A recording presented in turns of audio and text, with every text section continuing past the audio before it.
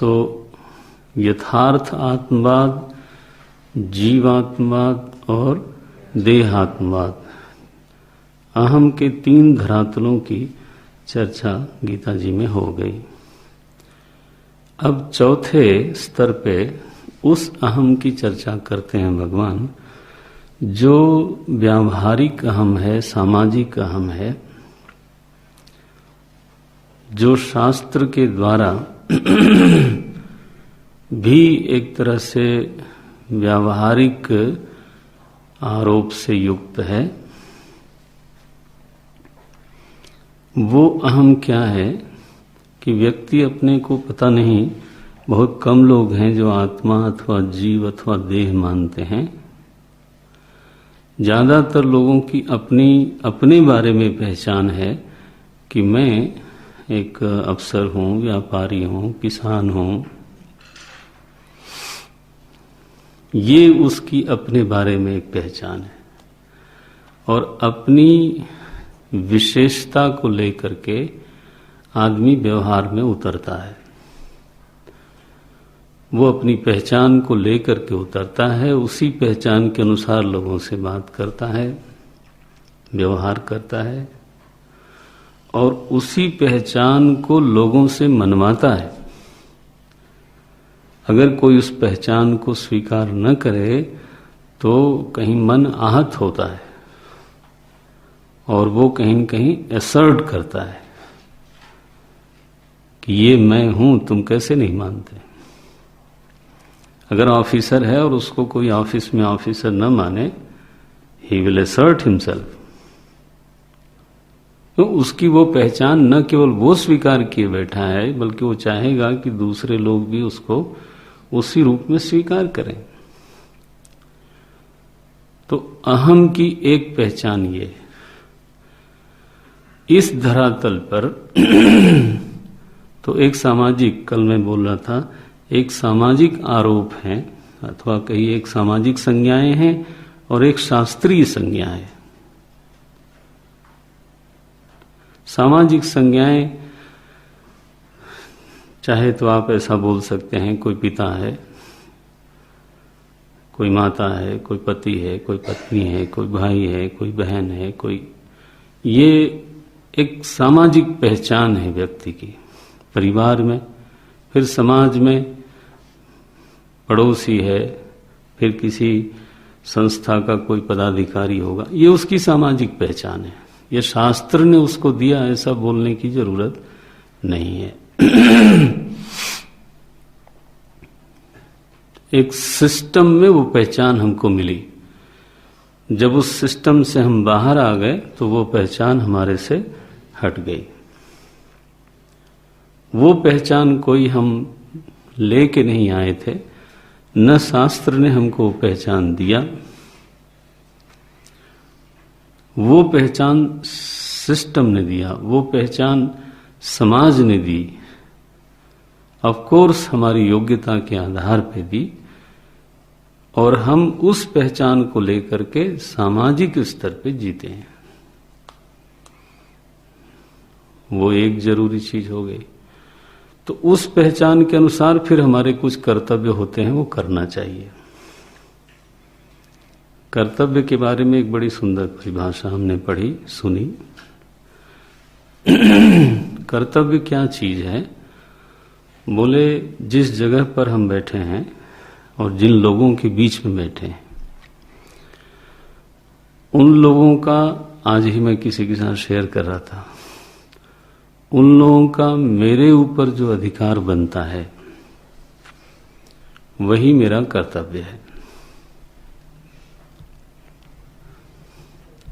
दूसरों का जो मेरे ऊपर हक बनता है, जैसे अगर परिवार में देखें तो संतान का जो हक बनता है वही पिता का कर्तव्य है।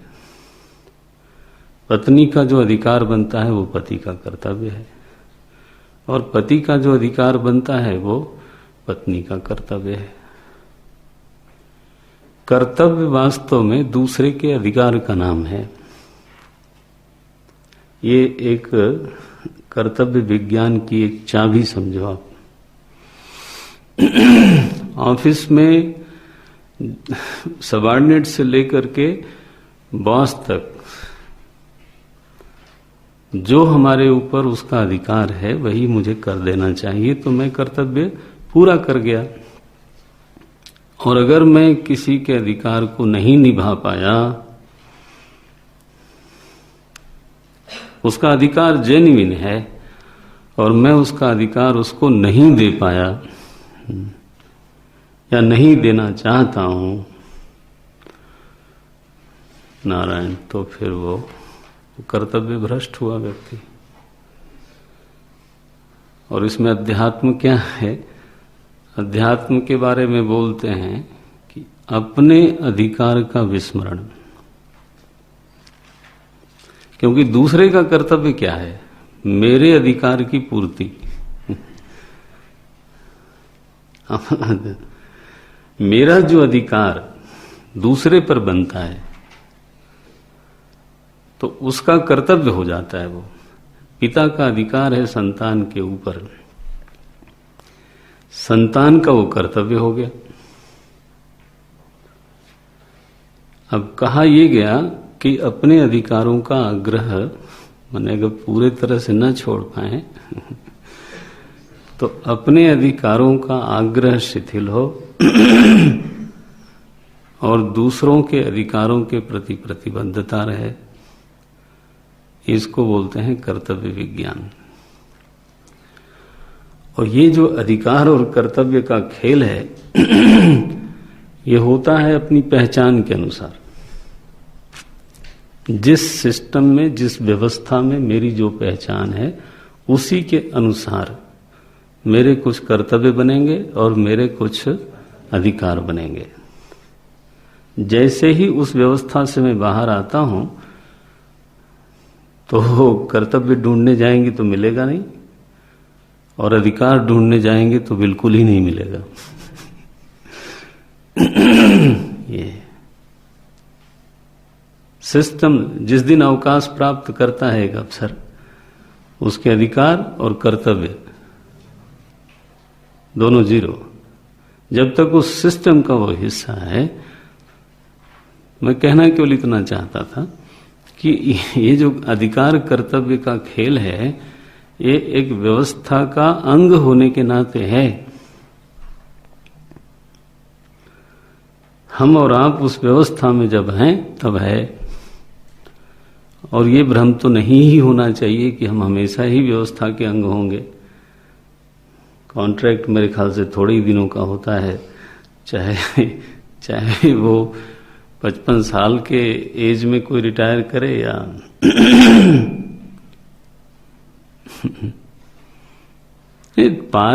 पारिवारिक व्यवस्था का भी व्यक्ति एक वैसा अंग नहीं रह जाता जैसा कि वो 35-40 साल की एज में होता है। बाद में पारिवारिक व्यवस्था का भी वो एक गौण अंग बनता है। आई एम सॉरी कोई, क्योंकि प्रधान अंग दूसरे हो जाते हैं तो व्यक्ति अंग जैसा दिखता है, जैसा भूल गया मैं, आभासवाद है वहां पर और उसको ये सच्चाई को समझते रहना चाहिए। अंग जैसा दिखता है, ठीक है, अंग होता नहीं कई बार वो। तो ये पहचाने हैं और इन पहचानों के अनुसार हमारा अधिकार, हमारे कर्तव्य ये सब बनते रहते हैं। एक पहचान है जो शास्त्र के अनुसार दी गई है। वो पहचान क्या है? बोले वर्ण और आश्रम। ये पुराने सोचने की शैली है, इसको थोड़ा तरीके से जानना चाहिए। चिंतन की शैलियां हैं। एक व्यक्ति अपना वर्ण नहीं बदल सकता, तो यह उसकी पहचान इस देह के जन्म से लेकर के आखिरी तक है। और इसलिए इस वर्ण से संबंधित जो कर्तव्य हैं उसके, वो निश्चित हो जाते हैं, वो इतने लिक्विड नहीं होते। अगर हमसे कोई कहे कि आप दिन भर में 10 बार ब्राह्मण, क्षत्रिय, वैश्य, शूद्र चारों बनते रहते हो,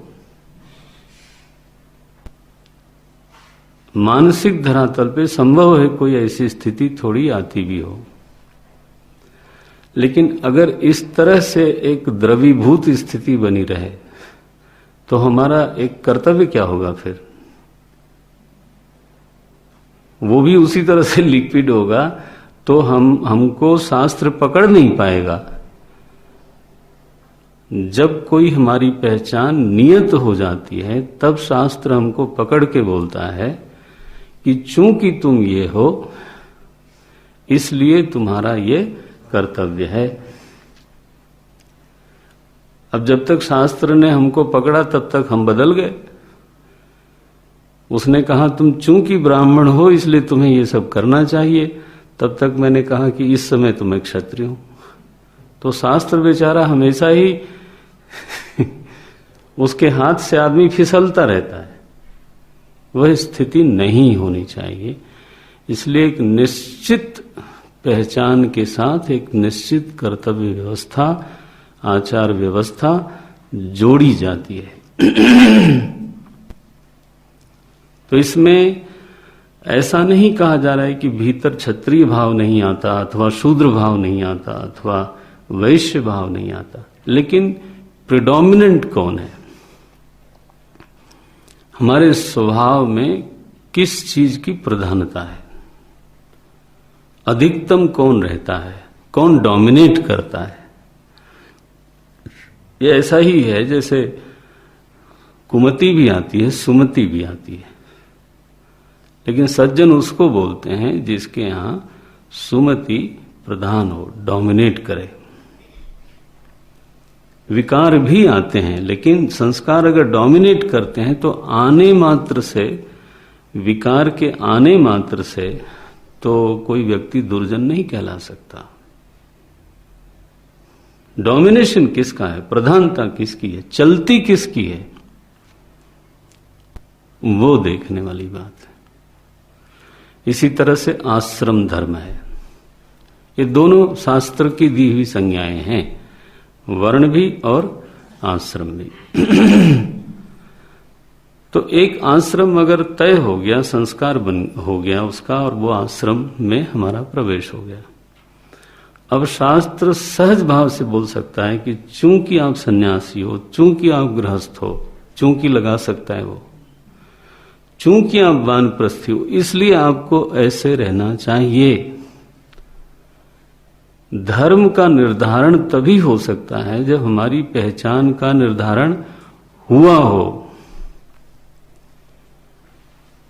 पहचान को आप दिन भर में अगर हर 2 घंटे बाद, 1 घंटे बाद बदलेंगे तो शासन कैसे होगा? हम खुद अपने कर्तव्य के बारे में कैसे व्यवस्था बनाएंगे? तो 2 तरह की संज्ञाएं होंगे व्यवहारिक धरातल पर। एक सामाजिक व्यवस्थाओं से निकली हुई संज्ञाएं और एक शास्त्रीय व्यवस्था से निकली हुई संज्ञा। इसमें एक बात का ध्यान रखना आप लोग कि ये संज्ञाएं भले चाहे समाज दे चाहे शास्त्र दे, वो संज्ञाएं जबरदस्ती नहीं दी जाती। उसकी योग्यता उस व्यक्ति में होती है। जबरदस्ती किसी को कोई व्यवस्था आईएएस नहीं बोल देगी, डीएम नहीं कहेगी, एसएसपी नहीं कहेगी। उसने उस संज्ञा को देखा जाए तो अर्जित किया है, लेकिन अर्जित करने का मतलब ये नहीं है कि वो स्वयं लेके घूमेगा, नो, देगा कोई और। योग्यता उसने अर्जित की है। तो जितनी भी सामाजिक व्यवस्था से निकली हुई संज्ञाएं हैं वो सब की सब अंततः आरोप नहीं है, आपकी योग्यताओं के नाम है। आपकी योग्यता को एक नाम मिल गया, संज्ञा माने नाम, दैट्स ऑल। तो उसको हम कभी सुनते हैं या मैं भी कभी बोल देता हूं कि ये शास्त्रीय अध्यास है। एक बार ऐसी चर्चा मुझे किसी ने कही, हमारे विद्यार्थी ने कही, शास्त्र के अध्यारोप हैं। और अध्यास और अध्यारोप कहने से कहीं ये ध्वनि मिलती है कि आप वैसे हो नहीं, लेकिन आपके ऊपर एक चीज मढ़ दी गई। ऐसा नहीं है। इसी तरह से एक जीव पूर्व कर्मों के कारण ब्राह्मणोचित संस्कारों से उपहित है, ब्राह्मणोचित स्वभाव से युक्त है, क्षत्रियोचित स्वभाव से युक्त है, वैश्योचित स्वभाव से युक्त है, शूद्रोचित स्वभाव से युक्त है। और उसके कर्म भी उस स्वभाव और कर्म में भेद है, आपको बता चुका हूं। स्वभाव को दबाया जा सकता है और कर्म पक करके भोगना पड़ता है। इतना भेद हमेशा जान के रखना। बहुत विचित्र स्थिति है। कर्म आज का किया हुआ तुरंत फल दे ऐसा दिखता नहीं है। कर्म काल में जब पक जाता है, प्रारब्ध बनता है, तब फल देता है। और स्वभाव आप अगर निरीक्षण करें जीवन का, तो स्वभाव जो तात्कालिक होता है वही अधिक प्रभावी होता है। अगर हम पिछले 6 महीने से सज्जनता का अभ्यास कर रहे हैं, तो आपके जीवन में 20 साल पहले आप महादुष्ट थे, उसका हो सकता है चिन्ह भी न मिले। नहीं तो वाल्मीकि को हमें ऋषि कहने की हिम्मत ही नहीं पड़ती। अजामिल को मुक्त होने का कोई संभावना ही नहीं थी। आप समझते हो? स्वभाव तात्कालिक, अभी जो आपने स्वभाव बनाया है, संग से, स्वाध्याय से और अपनी रहनी से, अद्यतन जो स्वभाव है वही प्रभावी है। महाराज जी के सामने ही एक बार ये प्रश्न आया, उन्होंने खुद ही उठाया, समझाने के लिए उठाया कि कहा जाता है कि अंतःकरण शुद्ध हो, साधन चतुष्टय संपन्न हो, तो वेदांत की प्रतिष्ठा हो जाती है। ठीक है। तो बोले अच्छा मुझे बताओ कि ये अंतःकरण की शुद्धि कितने दिनों के लिए की जाए? क्योंकि जीव अनादि है, अंतःकरण भी अनादि है, तो अनादि काल से तो वह शुद्ध है।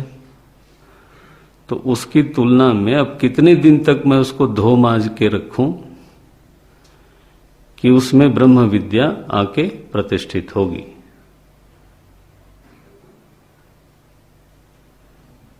अगर आयु का हिसाब लगाया जाए तो यू कैन नेवर मैच, क्योंकि पीछे से कब से अशुद्ध चला आ रहा है, यू डोंट नो।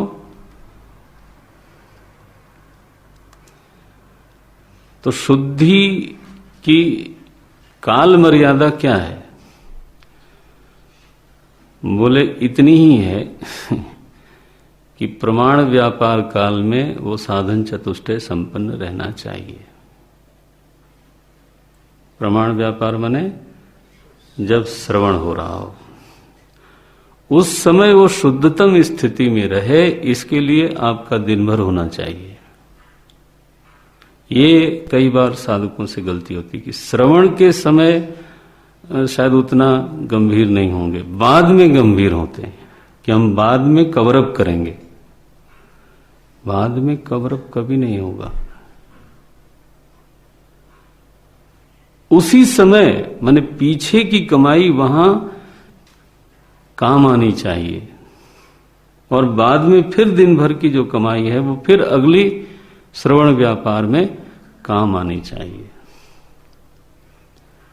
आलंबन अच्छे हैं, लेकिन वो आलंबन श्रवण के बाधक नहीं बनने चाहिए। अब प्रसंग आ गया तो मैं बोल देता हूं कि जैसे आजकल सीडी है, टेप है, नया जमाना है, मैंने भी आंख बंद कर ली, तो उस पर लोग डिपेंड करते हैं और श्रवण उनका छूट जाता है कई बार। क्यों? ये भ्रम है कि बाद में हम फिर सुन लेंगे। तुम सामने बैठ करके श्रवण नहीं कर सकते, सीडी चाय पीते हुए सुन लेंगे क्या? चार आदमी बात भी करते रहेंगे, थोड़ा इधर भी करते रहेंगे, उधर भी कर, फिर उसी को 5 बार सुनते हैं, फिर भी बहुत सारी चीजें छूटी रहती हैं। फिर उसमें श्रद्धेय अथवा आदरणीय के नहीं होने से वो जो आदर वृत्ति है वो कहां से आएगी? श्रद्धा वृत्ति है, वो कैसे आएगी? तो as a add that is okay. अधिक से अधिक, पहले नोटबुक बनाते थे लोग, नोटबुक भी बनना चाहिए। और अगर ये आपको आलंबन चाहिए, वैसे तो मैं इसको बहुत अच्छा नहीं मानता हूं व्यक्तिगत रूप से, क्योंकि ये कहीं न कहीं मुझे इस बात का आभास होता है कि ये श्रवण के प्रति व्यक्ति को कहीं न कहीं लापरवाह बनाता है। उसको ये भ्रम रहता है कि अच्छा ये छूट गया, कोई बात नहीं, कोई बात नहीं। ये जो वृत्ति आती है वो फिर एक बार आती है, फिर दूसरी बार आती है, फिर 10वें दिन, फिर तीसरे महीने वो वृत्ति धीरे धीरे धीरे धीरे ग्रो करती है। तो यह जो प्रमाण व्यापार में बाधक बना, वो खुद ही विवेकी सबको होना चाहिए। ये आपके लिए हानिकारक है, सहायक है, आप स्वयं जानो। अगर सहायक है, वेरी गुड। अगर हानिकारक है तो हानिकारक है, उसको छोड़ना चाहिए। पूरी तत्परता फिर श्रवण। आप देखेंगे, आप 5 दिन के लिए प्रयोग करके देख लो, सीडी का आलंबन न लो, फिर देखो आपकी बुद्धि में कितनी एक रहती है सतर्कता कि छूट गया तो छूट गया। हमने देखा प्रसंग आया तो मैं बोलता हूं। प्रयागराज में शिविर था और मैं उस समय वहां ब्रह्मचारी था। तो सुबह की कक्षा में गुरुदेव ध्यान की कक्षा ले रहे थे। तो एक हमारे बड़े ही सक्रिय कार्यकर्त्री वो सुबह एकदम आई और उन्होंने मेडिटेशन क्लास में टेप लगाया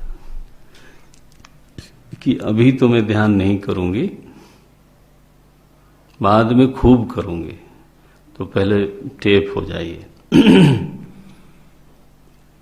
अब वो पता नहीं क्या मामला था, वो टेप ओवर हो गया या कुछ हो गया, वो फट आवाज आई। और गुरुदेव तो गाइडेड मेडिटेशन करवा रहे थे, आवाज आई तो सबको ही पता चल गया आसपास की, तो टेप हो रहा था। तो जो डांट पड़ी, आप तो गुरुदेव का दर्शन नहीं हुआ आपको, उनके सामने लोग, महाराज कोई ऐसी वैसी बात कर नहीं सकता था। एनीवे, उन्होंने क्या कहा, I think that tape will get liberation, not you.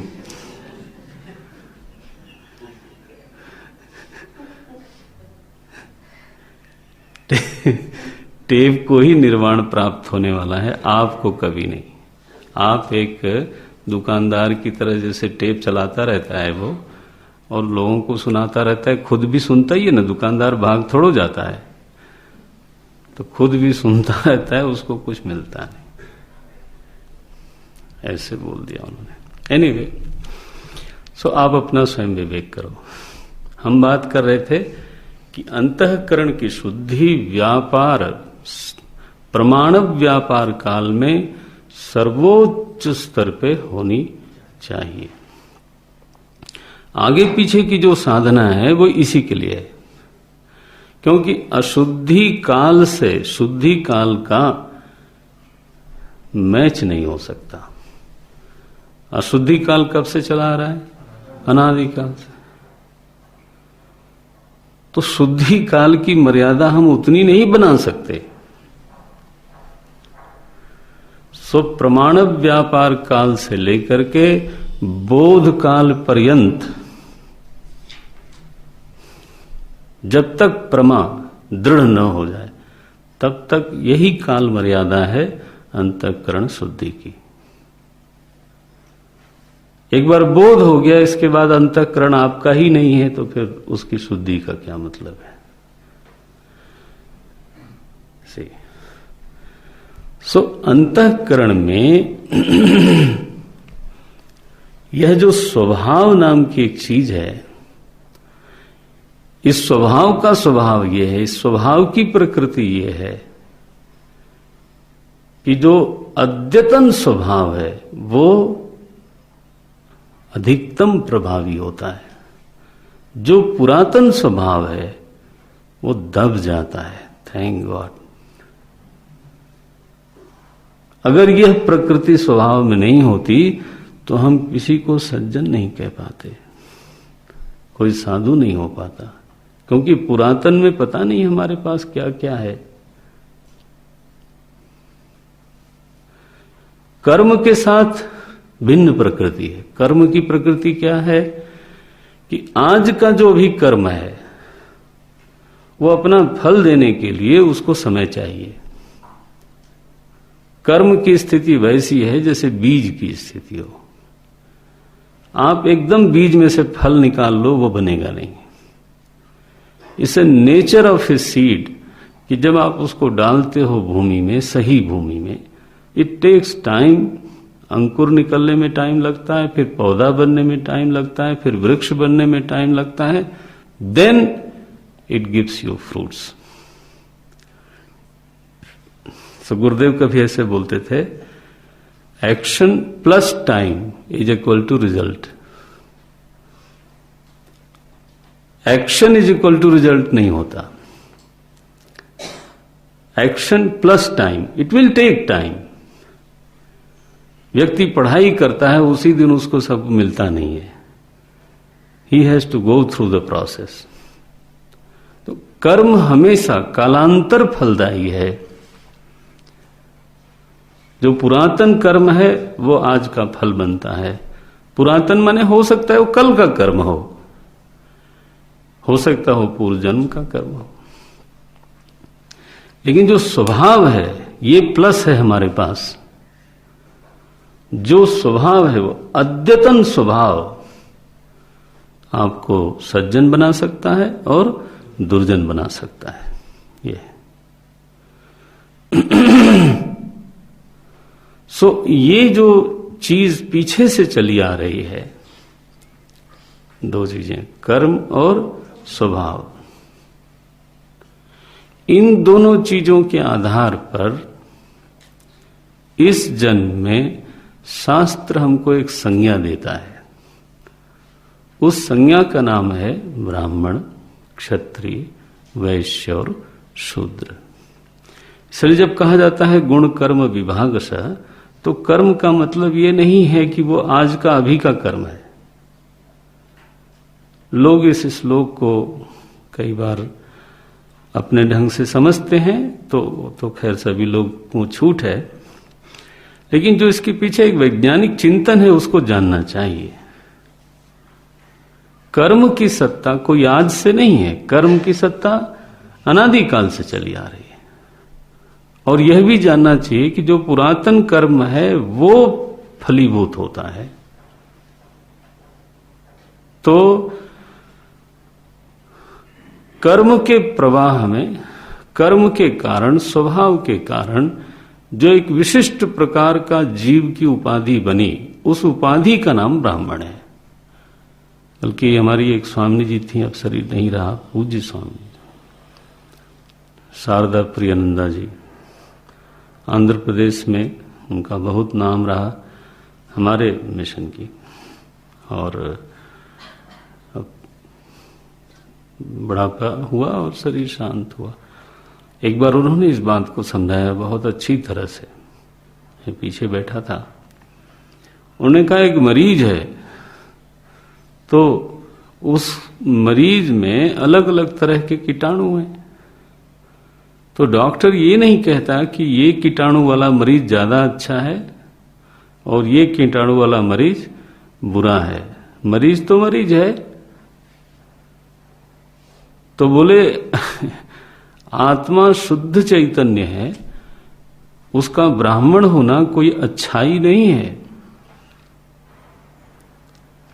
यह भी क्या है, एक रोग है। भाई जो शुद्ध सच्चिदानंद है उसके साथ ब्राह्मणत्व के कीटाणु लगे हुए हों, ये उपाधि तो है, औपाधिक जीवन तो है। तो उन संस्कारों से और उन कर्मों से लिपटा हुआ जो चेतन है उसका नाम है ब्राह्मण। और क्षत्रिय कर्म और संस्कारों से लिपटा हुआ जो जीव है उसका नाम क्षत्रिय है। दोनों के पास अलग अलग कीटाणु हैं, लेकिन हैं दोनों के पास कीटाणु। शूद्र के अलग कीटाणु है, वैश्य के अलग कीटाणु है। और इसीलिए ये जो साम्यवाद का चिंतन है वो लगता नहीं, क्योंकि अगर मरीज 4 तरह के हैं, हाँ, तो औषधि वो कौन सा आचरण, कौन सा कर्तव्य, कौन सी रहनी इसके कीटाणुओं को ठीक करेगी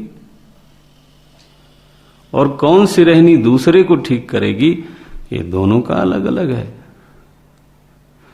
तो मैं जिन कर्मों और संस्कारों के साथ, मान लो आज का मैं जो मेरा पैदा हुआ, वो मेरा स्वधर्म कहलाता है। ये इतनी बड़ी पृष्ठभूमि जो मैं लेके चल रहा था वो एक शब्द को समझाने के लिए चल रहा था, क्योंकि गीता जी में ये एक मुख्य संदर्भ है चर्चा का, बार बार आएगा। स्वधर्म माने हिंदू मुसलमान नहीं होता है। जिन कर्मों और जिन स्वभावों को लेकर के मेरा जन्म हुआ है, इस शरीर में जो मैंने जीवन शुरू किया है, वो मेरा स्वधर्म है। उसको अगर कोई संज्ञा न देना चाहे न दे। किसी देश में अगर उसको ब्राह्मण नहीं कहते, क्षत्रिय नहीं कहते, वैश्य नहीं कहते, शूद्र नहीं कहते, ये तो 4 तो मोटा विभाग है। इतनी बड़ी मानवता में 4 के बीच में बहुत सारी दरमियानी बहुत सारी चीजें हैं। लेकिन यस, अब इसका मतलब ये नहीं कि विभाजन ही ना हो, विभाजन तो होना चाहिए। चिंतन के लिए क्लासिफिकेशन इज ए मस्ट। आप क्या समझते हो कि केवल क्लास 1, क्लास 2, क्लास 3, क्लास 4 ही होता है क्या समाज में? केवल आर्थिक दृष्टि से देखा जाए तो बहुत लोग दरमियानी होते हैं। एक शब्द बनाया गया मिडिल क्लास, फिर कहा गया अपर मिडिल क्लास, फिर कल कहा गया लोअर मिडिल क्लास। तो ये क्या मतलब है कि ये डिफाइन हो गया? Even middle class has become 3 type of middle class, and still you can divide it further. But फिर भी क्लासिफिकेशन करना होता है जब आपको चिंतन करना होता है। तो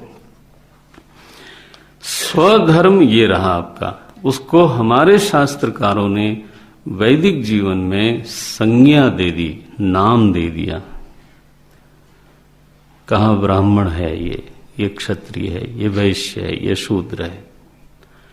नाउ रोग आइडेंटिफाई हो गया। ध्यान रखना, मैं कॉन्शियसली डिलिबरेटली इसको रोग बोल रहा हूं। और रोग की पहचान हो गई कि इस जीव का रोग है ब्राह्मणत्व, और इस रोग के जीव का नाम है क्षत्रिय। ये रोग का नाम है क्षत्रियत्व, शूद्रत्व, वैश्यत्व। दूर कैसे होगा ये? बोले स्वधर्म के आचरण से। गीता जी की एक ये विशिष्ट साधन प्रणाली है कि स्वधर्म का आचरण करने से जो संचित स्वभाव है वो क्षीण होता है। गुरुदेव इसको बहुत इंसिस्ट करते थे, ये जो टॉपिक है स्वधर्म का। और उनका एक बड़ा क्या बोलेंगे, सुभाषितम, वेल सेड जो एक वाक्य उनका होता था, वो कहते थे द एग्जिस्टिंग वासनाज हैज टू बी एग्जॉस्टेड। जो पहले से स्वभाव है, संचित है, वो क्षीण होना चाहिए। The loaded has to be unloaded. ये जो कहा जाता है कि हम जीरो से आ रहे हैं, वो गलत बात है। जो एक भजन गाते हैं ना लोग, ना कुछ संग लेके आया, मतलब कुछ नहीं जानता वो दर्शन। आप अपने कर्म लेके आए, अपना स्वभाव लेके आए, ये कैसे बोल सकते हो कि ना कुछ संग लेके, और फिर अपनी कमाई लेके जाओगे। वो इसी धरातल पर सच है कि बैंक अकाउंट लेके नहीं आए, बट आए। मैं तो ऐसा कहूंगा कि जब वो बच्चा जन्म लेता है, ही कैन बी अरबपति। हाउ कैन यू से कि he never brought the passbook? He has the passbook. उसके पास स्टेट होती है, खेत होते हैं। जन्म लेते ही बोलता है वो, जी उत्तराधिकारी मिल गया, तो ये बोला जाता है, तो है उसका। वो वहां की कमाई यहां ट्रांसफर हुई, दैट्स ऑल। ये कोई न सोचे कि कुछ कोई लेके आता ही नहीं। इसी तरह से ध्यान रखना, ये बिल्कुल गलत है कि कुछ लेके कोई नहीं जाता। अगर हमने कमाई करी है, the property is waiting there with the Purna Kumbh. Yes, एही इति उपनिषद ने कहा, एही इति आहूतयो वदंती। If you have done good works, वो कहते हैं आहुतियां ही स्वागत समिति के सदस्य बन जाते हैं। और वो कहते हैं एही, this way sir, this way sir, people are waiting. आप इस देह को छोड़ोगे तो वहां एक कमेटी ऑलरेडी बनी हुई है। और ध्यान रखना, ये पुष्प गुच्छ लिए हुए ही लोग नहीं होते, डंडा लिए हुए लोग भी होते हैं। If we have done something wrong, अगर तो गड़बड़ चीज है तो वहां एक और कमेटी बनी है।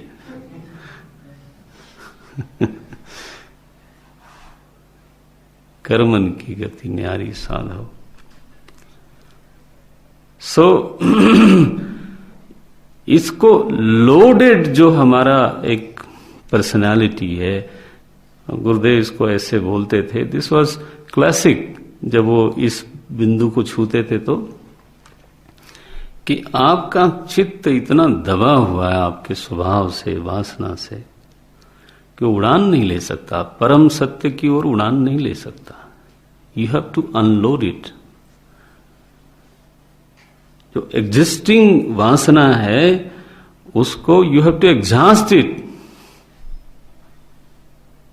And then you can take off. कैसे? गीता का एक बहुत बड़ा दर्शन है ये, कर्मक्षय, स्वभावक्षय। कर्मक्षय नहीं बोलेंगे, बल्कि स्वभावक्षय का साधन है स्वधर्मानुष्ठान। इसलिए बार बार गीता में विषय आएगा, स्वधर्मे निधनम श्रेय। अगर स्वधर्म का आचरण करते समय कदाचित आपको तकलीफ नहीं, अगर निधन ही हो जाए, वो कहते हैं even then it will be good for you। श्रेय बोलते हैं। उन्होंने कहा अगर परधर्म बहुत अच्छी तरह से आप करते हो और स्वधर्म करने में बहुत अच्छा नहीं लगता है, या कहिए उतनी अच्छी तरह से नहीं करते हो, तो बहुत अच्छी तरह से परधर्म करने की बजाय कम अच्छी तरह से स्वधर्म करना ज्यादा अच्छा है।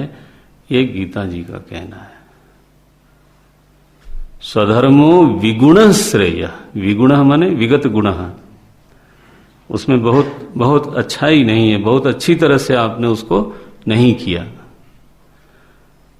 स्वधर्मो विगुण श्रेय परधर्मात् स्वनुष्ठितात्, परधर्म सुअनुष्ठितात्, अगर बहुत अच्छी तरह से किया हो, इवन देन स्वधर्म इज फार बेटर। ये बार बार गीता जी में कहा गया।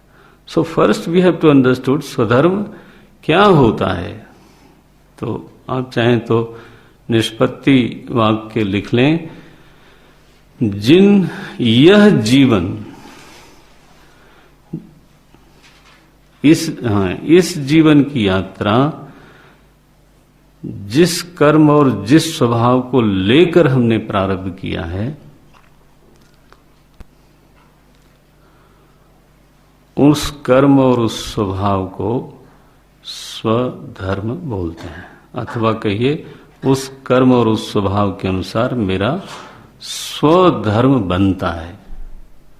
और वैदिक शास्त्रों में इन स्वधर्मों की 4 संज्ञाएं प्राप्त होती हैं। समझदार को यह जानना चाहिए कि 4 ही नहीं होती, 4 के बीच में से 1000 निकलती हैं, लेकिन मुख्य 4 हैं, ब्राह्मण, क्षत्रिय, वैश्य, शूद्र। अब भगवान बोलते हैं, अर्जुन को इस शास्त्रीय पहचान के अनुसार संबोधित करते हैं। अब देह नहीं, जीव नहीं, आत्मा नहीं, और जो सामाजिक व्यवस्थाओं से निकली हुई संज्ञाएं हैं उनका भी नाम नहीं लेते कि तुम सेनापति हो कि क्या हो। नो, तुम किसी के चाचा हो कि भाई हो, ये नाम नहीं लेते। भगवान ये नहीं कहते कि अर्जुन चूंकि तुम युधिष्ठिर के भाई हो इसलिए तुमको ये करना चाहिए। नो, भगवान जिस संज्ञा का नाम ले रहे हैं वो है शास्त्र से आई हुई।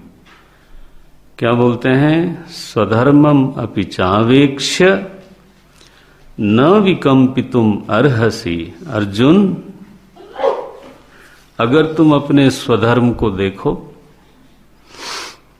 स्वधर्मम अपि माने अगर तुम आत्मा के यथात्म को नहीं जानते, अगर जीवत्व के धरातल को नहीं समझते, अगर देहात्मवाद भी नहीं समझते हो, तो कम से कम तुम्हारी जो ये बिल्कुल व्यावहारिक पहचान है, जिसको तुमने संभाला हुआ है बचपन से, चाहे तुम बोलो न बोलो, लेकिन जब उस जाति के विरुद्ध कोई बात कहेगा तो तुम्हारा हृदय भड़केगा। क्या मतलब है? कि तुम्हारे अंतःकरण में उसके साथ एक तादात्म्य है, तुमने उसको संभाल रखा है। महाराज जी से पूछा किसी ने, हिंदू कौन है? बोले, जिसको हिंदू की बुराई सुनने पर बुरा लगता है, चाहे वो अपने को क्या बोलते हैं, सेकुलर शिरोमणि बोलता हो, लेकिन सोनिया जी के पाद पद्मों में रहता हो, लेकिन अगर उसको कोई बात चुभती है तो इसका मतलब है उसकी वो पहचान वहां पर है। ये ऊपरी आडंबर करने से कुछ नहीं होता। उससे बेहतर है कि आप मदन मोहन मालवीय की तरह रहो, सरदार पटेल की तरह रहो, बल्कि हमारे प्रथम राष्ट्रपति राजेंद्र प्रसाद जी की तरह रहो और सेकुलर रहो। क्या बुराई है? अपने धर्म के अनुसार निष्ठावान होते हुए सभी धर्मों का आदर किया जा सकता है। गांधी जी कोई अहिंदू या अधार्मिक नहीं थे। ये सेकुलरिज्म का अभिप्राय ये थोड़ा होता है कि आदमी अधार्मिक हो जाए।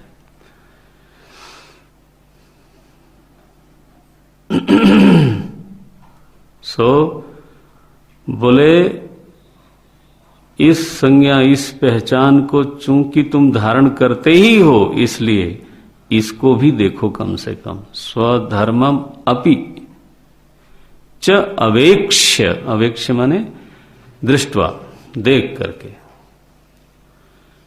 इस अपने स्वधर्म की ओर भी देख करके अर्जुन, इस परिस्थिति विशेष में तुमको कांपना नहीं चाहिए, विचलित नहीं होना चाहिए।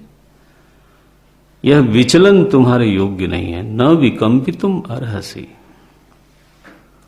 क्यों नहीं होना चाहिए? इतनी भयानक परिस्थिति है, सर्वनाश की परिस्थिति है।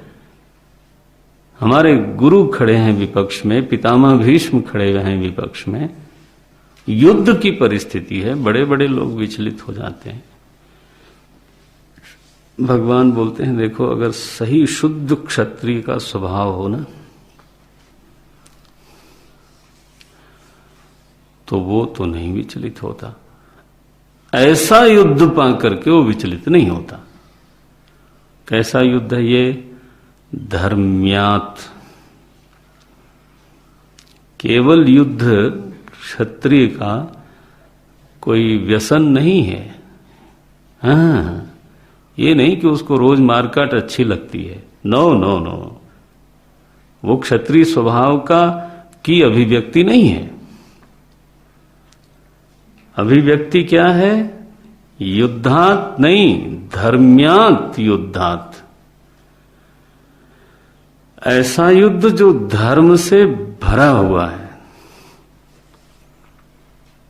धर्म सम्मत है। धर्मात अनपेतम। क्या धर्म है इसमें? पृथ्वी जयद्वारेण धर्मार्थम प्रजा रक्षणार्थम च। प्रजा को एक अन्यायी शासन से मुक्ति दिलाना,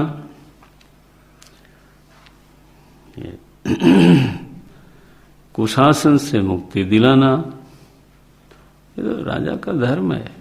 और फिर उसमें ये युद्ध आपने थोड़ो किया है, आपने अंतिम समय तक युद्ध को टाला है। आगे कहेंगे भगवान आगे के श्लोकों में, यदृच्छया चोपपन्नम,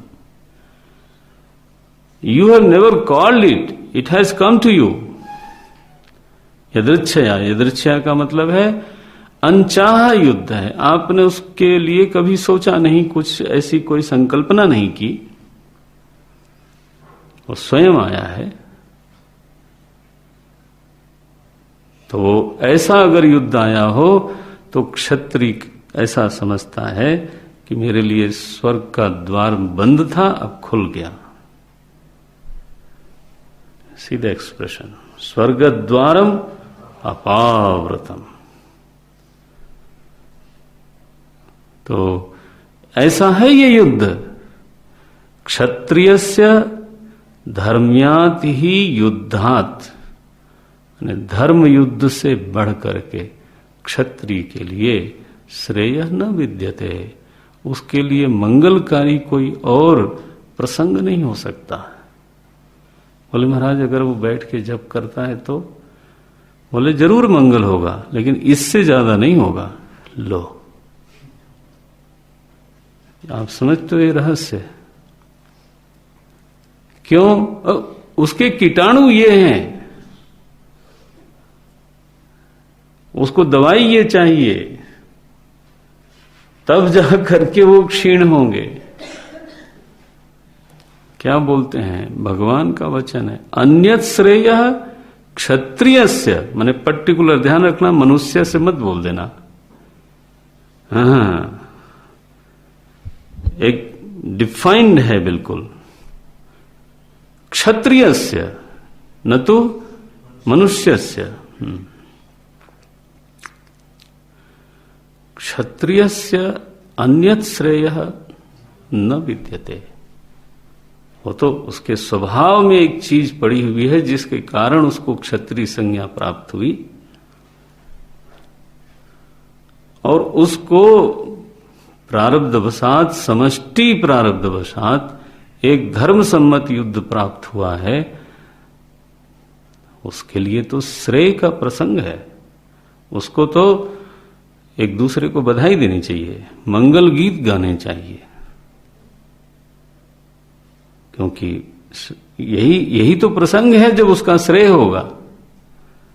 धर्म्याथ युद्धात् श्रेयः अन्यत् क्षत्रियस्य न विद्यते।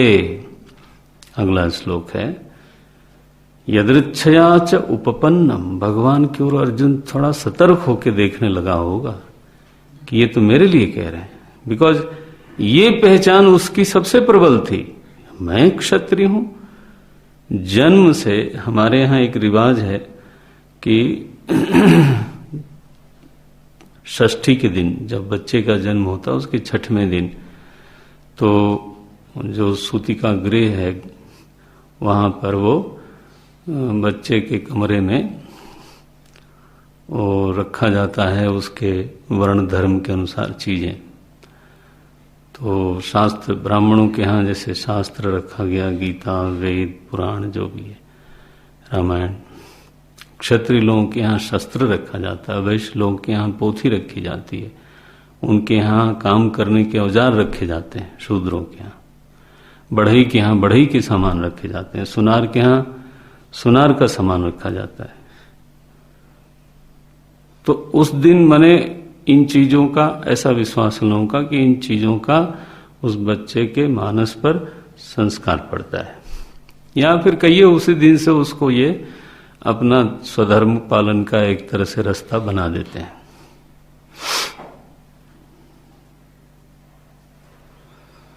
अर्जुन तब से क्षात्र धर्म में दीक्षित हुआ है।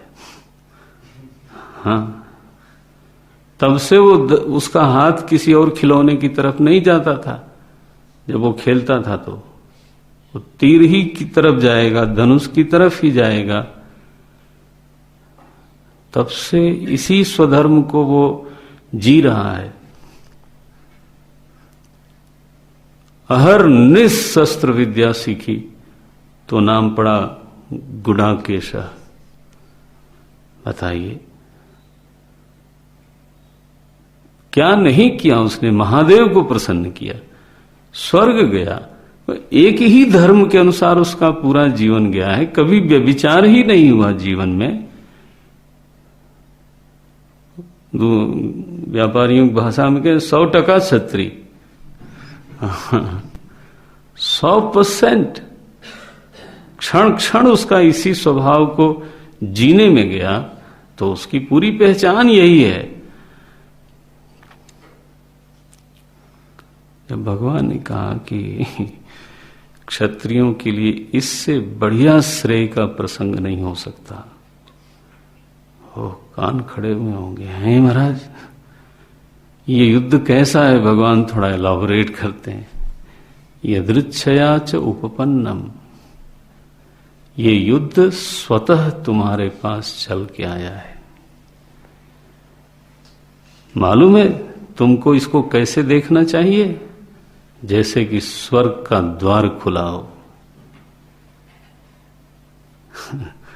ये दृष्टिकोण हो अगर धर्म युद्ध के योद्धाओं को, तो सोचो उनका हृदय क्यों विचलित होगा। यदृच्छया च उपपन्नम स्वर्गद्वारम अपावृतम। अर्जुन तुम कांप रहे हो, लज्जा की बात है, क्योंकि जो पक्के क्षत्रिय होते हैं वो ऐसा युद्ध देके हर्षित होते हैं। तो तुम कहीं संशय पैदा करते हो। ये लो, ये देखते हो कितना बड़ा कटाक्ष है। सुखिनः क्षत्रिया पार्थ लभन्ते युद्धमीदृशम, ईदृशम युद्धम यदा क्षत्रियाः लभन्ते तदा सुखिनः भवन्ति। जो जब ऐसा युद्ध क्षत्रियों को प्राप्त होता, ऐसा अधर्म युद्ध नहीं, अन्याय युद्ध नहीं, मार काट वाली बात नहीं, जब ऐसा युद्ध उनको मिलता है तो होना तो ये चाहिए कि हृदय में आनंद का संचार हो। तुम्हारे हृदय में वेपथुश्च शरीरे में बोलते हो, ये क्या मसला है? सडनली कुछ गड़बड़ हो गया। पहले तो तुम ठीक ठीक थे, लगता था कि क्षत्रिय हो। सुखिनः क्षत्रिया पार्थ लभन्ते ईदृशम युद्धम। देखा अर्जुन ने की तो मेरी जात पर है ध्यान रखना, भगवान का उनसे रिलेशन भी थोड़ा मजाक का भी था। तो भाई दोनों साले बहनोई थे, तो कभी कभी ऐसी बात कही जा सकती थी। तो और अब तो कटाक्ष करना है, जिससे चित्त में जागृति आ जाए वो करेंगे ही करेंगे। तो अर्जुन में अभी भी वो प्रवृत्ति जब नहीं दिखाई दी, तो भगवान प्रत्यवाय दोष बोलते हैं। प्रत्यवाय दोष माने स्वधर्म के अनुष्ठान नहीं करने पर, करने पर नहीं करने पर एक दोष उत्पन्न होता है, उसको बोलते हैं प्रत्यवाय। वो है अगला श्लोक। अथ चेतु इमं धर्म्यम संग्रामम, ध्यान रखना 2 बार बोल चुके धर्म्यम धर्म्यम, तो उसका मतलब समझना कि वो कितना उस पर बल दे रहे हैं। केवल संग्रामम शब्द में रुचि नहीं है भगवान की। संग्राम कैसा? धर्म्यम। अथ चेत त्वम इमं धर्मम धर्म्यम संग्रामम न करिष्यसि, यदि तुम इस धर्म सम्मत संग्राम को नहीं करोगे, जो कि तुम्हारा स्वधर्म है, जो कि तुम्हारे स्वभाव के अनुसार है, यदि तुम नहीं करोगे तो मालूम है तुमको प्राप्त क्या होगा। बोले महाराज नहीं करने से कुछ थोड़ा प्राप्त होता है। बोले ऐसा नहीं है, नहीं करने से बहुत कुछ प्राप्त होता है। नहीं करने से ततः स्वधर्मम हित्वा, ततः स्वधर्मम कीर्तिम च हित्वा, 2 चीज छूटेगी तुमसे जो आज है तुम्हारे पास। छूटेगी तभी जब हो। तो स्वधर्मम हित्वा, एक तो तुम स्वधर्म से भ्रष्ट हो जाओगे, दूसरा कीर्तिम हित्वा, जो तुम्हारी विश्व में कीर्ति, दिगंत में जिस कीर्ति का विस्तार हुआ है कि ये वही अर्जुन है जो महादेव से युद्ध में विचलित नहीं हुआ। इसने अकेले ही सारी कौरव सेना को मूर्छित किया और विराट राज की गोधन को वापस ले गया। ये वही अर्जुन है जिसने खांडव प्रस्थ में अग्नि को भरपूर भोजन देने के लिए इंद्र का अवरोध कर दिया। कीर्तिम च हित्वा अर्जुन, स्वधर्मम हित्वा कीर्तिम च हित्वा, ये तो तुम्हारे पास है वो छूट जाएगी। और पापम अवाप्स्यसि, ध्यान रखना तुम, इसको बोलते हैं प्रत्यवाय दोष। पापम अवाप्स्यसि, नहीं करने से तुमको एक चीज मिलेगी, उसका नाम है पाप। ये मिलने वाला है तुमको। इसलिए स्वधर्म का अनुष्ठान होना चाहिए, ये फलितार्थ हुआ। धर्म सम्मत हो तो फिर तो स्वर्ग द्वारम अपावृतम, धर्म सम्मत हो तो श्रेय का साधन है। स्वधर्म का अनुष्ठान होना ही चाहिए। ओम, कल देखेंगे ये प्रसंग पर और भी मनन की आवश्यकता है। स्वधर्म शब्द का आज जो मैंने चर्चा की वो एक शास्त्रीय चर्चा है, बट स्वधर्म की एक सब्जेक्टिव कोई पहचान हर व्यक्ति को बनानी पड़ेगी, सीखनी पड़ेगी।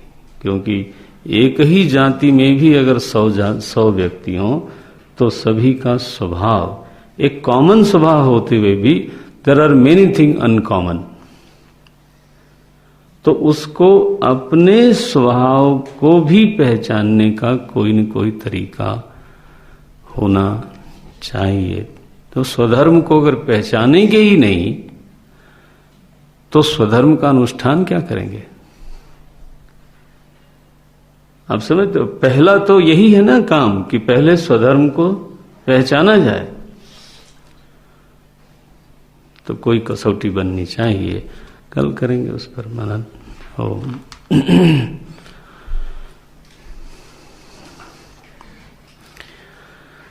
ओम पूर्णमदः पूर्णमिदं पूर्णात् पूर्णमुदच्यते पूर्णस्य पूर्णमादाय पूर्णमेवावशिष्यते। ओम शांति शांति शांति। हरि ओम। श्री गुरुभ्यो नमः। हरि ओम।